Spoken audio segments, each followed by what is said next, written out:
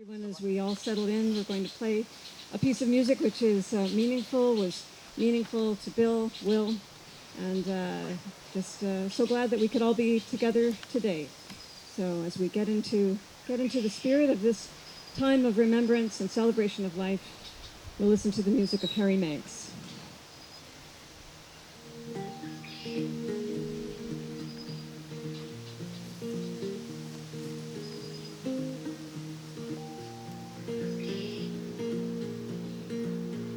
Well, turn around, don't keep running straight out the door.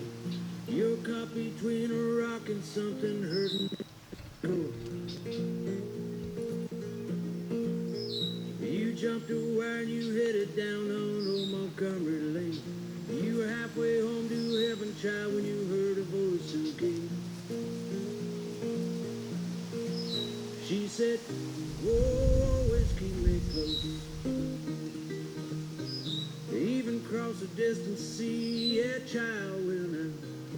One more thing, oh yeah, before I go away. Don't you forget to miss me. Don't you forget to miss me. Hello and welcome as we gather today to remember and celebrate the life of William Bruce McKay, brother, uncle, father, partner, sailor, adventurer, and dear friend. Known as Bill, Will, Willie Bruce, One Sail Willie, he was born on August 26, 1943, and died suddenly on January 1st, 2023 on his beloved sailboat, age 79. As I've been putting together today's service, I've been very grateful for information gathered from his siblings, Edie and George, as well as his daughter, Mandy Perillo, and his loving partner, Lorna Handley, and many others. Mandy and Lorna would have liked to have been with us today, and we are recording the service to share with them soon. The song you heard at the beginning of the service was by Canadian musician Harry Manx. Will traveled across the country with Harry when he was on tour, and I can only imagine, as a musician myself, how deeply helpful Bill's presence was to Harry when he traveled across the country. Harry Manx combines Indian folk music with slide guitar blues. Will loved India, as you know, and he traveled there often, so it was natural that he related to that music. Also, today playing earlier and perhaps later on as we continue to gather, were other selections suggested by Lorna, and it included many songs from the December 31st, 2022 edition of CBC Radio's Saturday Night Blues. Will never missed that program, and so if we hear some of those songs today, we may join in remembering what he was listening to just before his passing. Let us pause now for a moment to breathe in the air of this special place where Bill played as a child with his siblings and his mom and dad, often spending time with Helen and Bill Bradshaw down the road.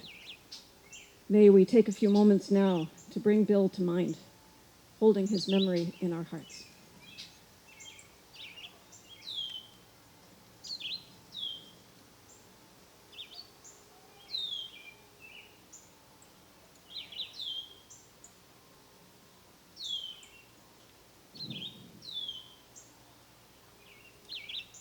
Before we start in with stories of Bill's remarkable life, here is a poem that I found that I hope will be fitting. It's called Instructions. It's written by Arnold Crompton. When I have moved beyond you in the adventure of life, gather in some pleasant place, and there remember me with spoken words, old and new. Let a tear fall if you will, but let a smile come quickly, for I have loved the laughter of life.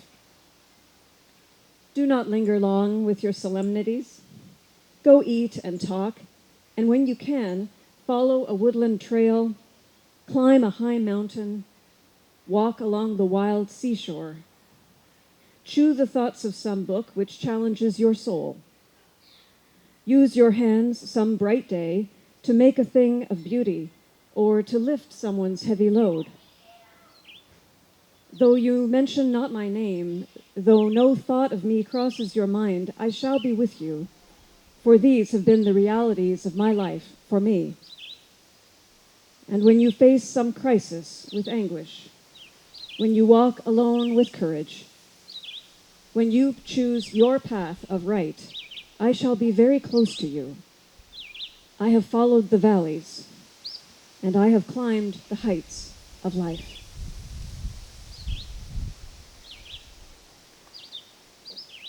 Bill McKay was the second youngest of 5 children, born within just 8 years to his parents, May and Bruce. Your parents, May and Bruce. Growing up in the family home on Hazlitt Avenue, Bill attended Norway Public School and then Duke of Connaught, where he completed grade 8. He loved shop class and fixing motors, something which developed into a passion for motorcycles that many people remember and that you can see in some of the pictures that we will share today. Bill's sister Edie remembers that he was often sick as a child, but he made up for that with his adventurous spirit. Several family members recall that he rolled his dad's car just up the road from here. It was a Nash Rambler, new to his father Bruce, who was away in Scotland at the time. Billy was not old enough to drive, but he damaged the car badly, and his mother May had it repaired before Bruce returned home. That was just one of many times that Bill and his father were at odds with each other. By contrast, he and his mother were very close, right up until the end of her very long life. Many chapters of Bill's life are not known or remembered well by his family, so this eulogy will be incomplete. And yet, so many memories of him are clear and vivid and will be recalled by many of you. As a young man, Bill married Liz, and they had 3 children, Mandy, Muffet, and Silas, who sadly predeceased him several years ago. The young family lived on an old farm in the town of Whitevale, north of Pickering. While living there, Bill struck up a friendship with the late inventor and sculptor Bill Lishman. When Dave and Andy were children, Gord and Edie took them to see the 2 Bills go hang gliding, and the boys were very disappointed that they were not invited to join in, even though they were only 12 and 10 at the time. By miraculous coincidence, I recently met Paula Lishman, and I'll be visiting her later this week. She was very sorry to hear of Bill's passing, and she passes along her condolences to all of us today. Bill did not settle well into family life, and he moved to BC on his own, creating distance between himself and many other family members. His daughter Mandy wrote to us, "I never knew when my parents met, married, divorced, or what he did all the years I didn't see him. I moved to Vancouver in 1985 and was able to reconnect before I moved to the States. I visited him once in White Rock when I was 11, and Muffy and Cy also got to visit when he still had Coke, his white dog. But once he became a grandpa, he was all about trying to visit. He would not tell us he was coming, and he would somehow get into the house and be there when we woke up." Mandy writes, "He met all 4 of my kids, and that was the best. Getting to know him was by far one of the good things of my lifetime." We are so very grateful, Mandy, for you sharing that with us. Once in BC, Will settled in the Vancouver area where he lived on a large catamaran just off Gabriola Island near Nanaimo. Even into his 70s, he would travel to India in the winter to live and sail near Goa and in other areas. One of his nephew Dave's favorite stories about Will involved him delivering some medicinal products from BC to the crew of a freighter waiting offshore to dock in nearby Vancouver. Medicinal products from BC. When he mentioned that his sailboat wasn't big enough to get across the Pacific to India, the crew offered to pick it up with their crane, put it on top of the shipping containers, and ship him there. They were serious. He ultimately decided not to do that, but he did give it careful consideration. When he traveled back to Toronto from time to time for visits with his mother and Edie and others, we would notice his remarkable ability to live simply and resourcefully. For example, he would wear all of his clothes on the plane at the same time to avoid having to check any luggage or even having to carry a carry-on with him. And once, when he joined us for an outdoor meal in Toronto's distillery district, we witnessed a hint of Will's remarkable survival skills. A large dog suddenly lunged to attack a woman's puppy some 30 meters away from our table. With lightning-fast reflexes and surprising strength, Will caught and subdued the dog, the larger dog, coming to the rescue just in time before sitting calmly back down as if nothing had happened. Lorna reports that Will's life's motto was sex, drugs, and rock and roll, but you've got to get it in the right order. It has to be in that order. Will was a man who loved women, and he had many passionate and loving relationships throughout his life. Lorna writes, quoting him, "Who doesn't want a warm and tender, loving relationship with passion, the igniter? It is the key to life's existence." Will's youthful vitality and keen sense of humor were very much in evidence when, as the champion pole vaulter in the Vancouver Seniors Olympics, he approached the pharmaceutical company Viagra to sponsor him. They turned him down. As for the second in that order, Will hadn't used alcohol or heavy drugs for many, many years, and could go for many months as well without smoking pot at all. Lorna writes that he went for weak tea and sparkling water at social occasions, and that as a couple, their drug of choice was herbal tea and cookies, watching the sunset in every season, and watching the full moon rising. And finally, rock and roll. Will loved to dance. Lorna writes that he couldn't keep his feet still, the smile off his face, or the twinkle from his eye. He was a wonderful dance partner. Strangers on the island used to come up to them to say what great dancers they were together. He loved the blues and knew many musicians personally, Harry Manx and the Jeff Healey Band among them, and I was grateful that he came to my gigs and encouraged me in my musical life as well. Before I continue with a few more short words, I wonder if anyone else has stories they would like to share. These do not have to be planned in advance. They could simply be reflections that are bubbling up for you now. I can bring the mic around to anyone who would like to offer a few words.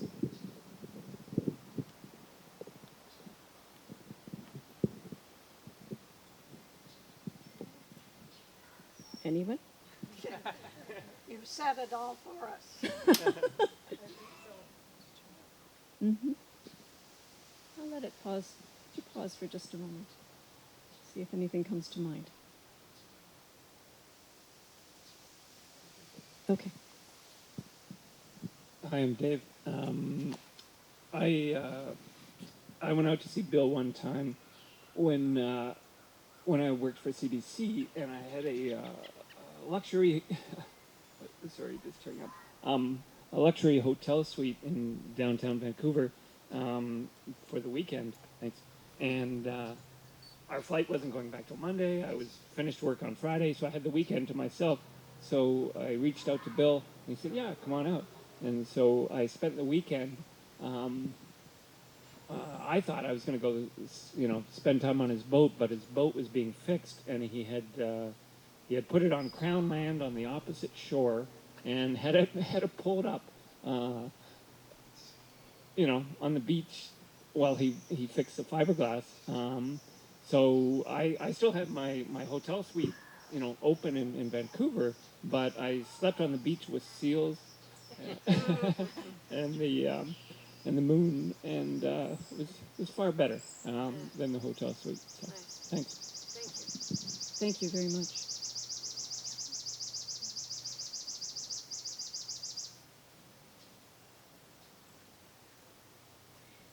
Edie, I recall you had a story that you shared with me about when he would arrive for a visit, and one time when you found him in an unexpected place. He never told me when he was coming, but I came home from work one day and he was sleeping on the picnic table in the backyard. And he stayed there until I woke him up, There you go. There you go. and he stayed quite a while after. And he stayed for quite a while after, not sleeping on the picnic table, though. Yeah, coming into the house. Thank you. Thank you. Well, I'm sure there will be more stories and recollections that come up, and especially, too, as we look at photographs. We've been really fortunate to find some old historical photos, and Dave has had them reproduced, and also Karina has put a lot of beautiful photographs in the book for us.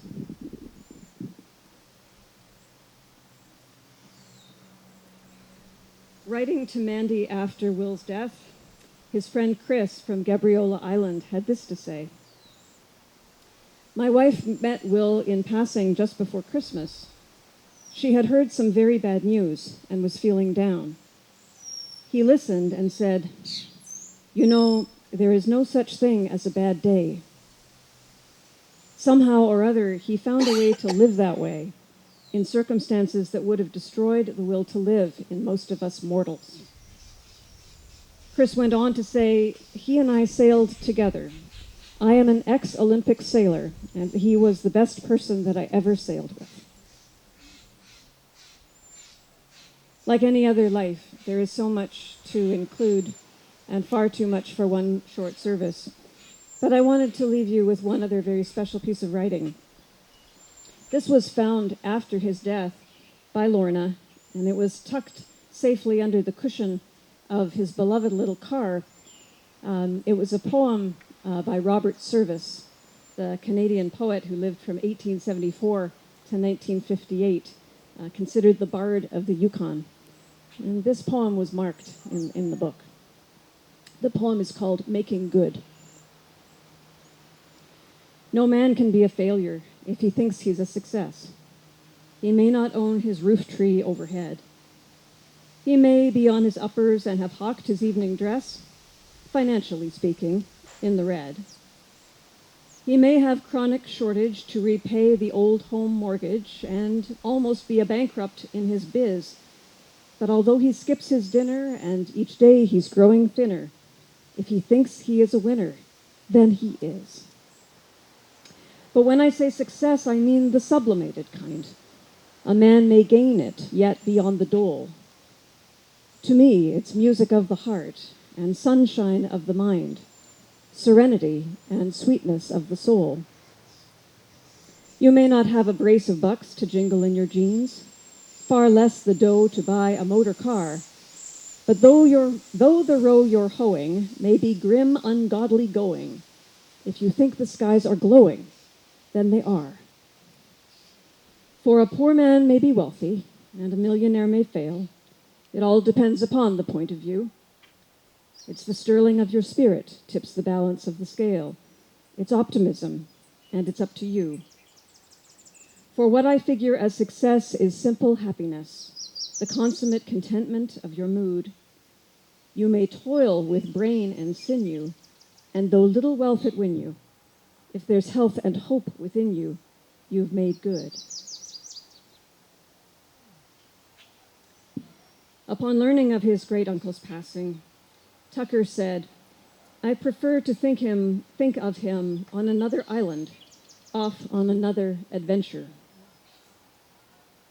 Some of Will's ashes have already been scattered off Gabriola Island, with a gathering of his friends there. In a few minutes after our service, Andy and Edie will take the rowboat and scatter another portion of ashes here at the lake, and then in the days to come, the remaining ashes will be cast to the wind at Scarborough Bluffs, where he went hang gliding. After this service comes to a close and the music begins to play, you're invited to stay and pay your respects, or watch off the dock as the rowboat goes, and or come back to the house to see more photographs and perhaps raise a glass to Bill, to One Sail Willie. And now I'd like to close this very brief service with a blessing for us all.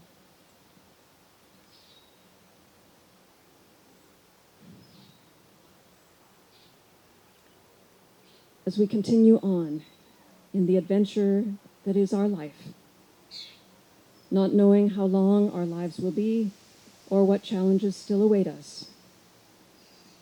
May we remember the words, "There is no such thing as a bad day." May we find gratitude and meaning in the simple joy of living. May we find in ourselves the courage and strength to overcome whatever challenges we encounter, lifted by the winds of the Spirit and the music of the soul. May we stay in love with all that is beautiful in life and care for one another as co-adventurers on this great and mysterious journey. May we all make good in all the many ways we can. Safe travels, Bill. Safe travels, Willie. And thank you for your presence in our lives.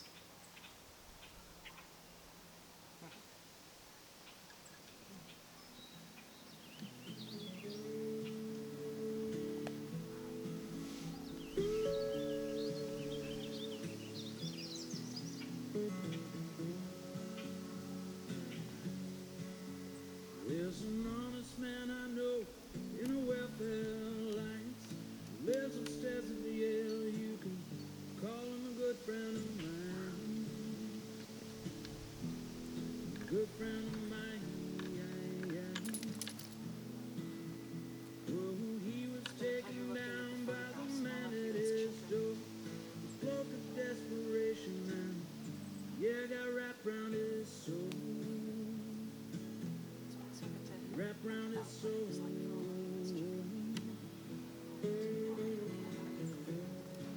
So him a coat of May, make it all alright. Send him the wind to sail. So him a coat of May,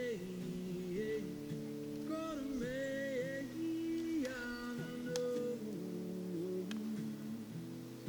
Coat of May, I don't know. Coat of May.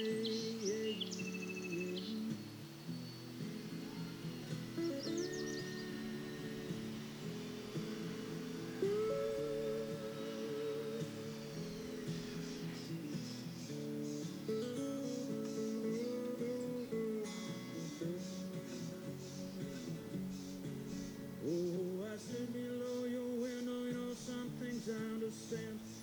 Out in the world's a struggle and every man needs a plane. Every man needs a plane. Oh, you listen without words, you know it's not everyone can see. Recognize your eyes, well, yeah, they once belonged to me. Once belonged to me, yeah. So him a coat of May, make it all alright. Send him the wind to sail. So him a coat of May, coat of May, I know. Coat of May, coat of May.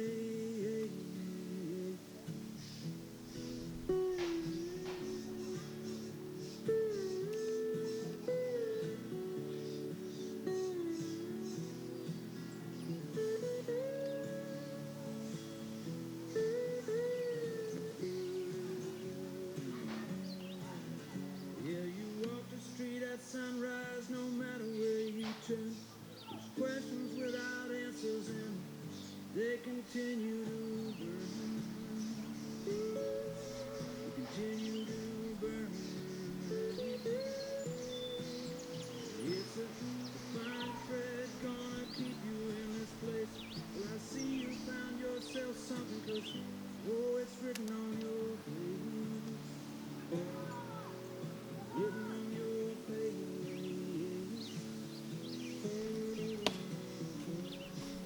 So him a coat of May.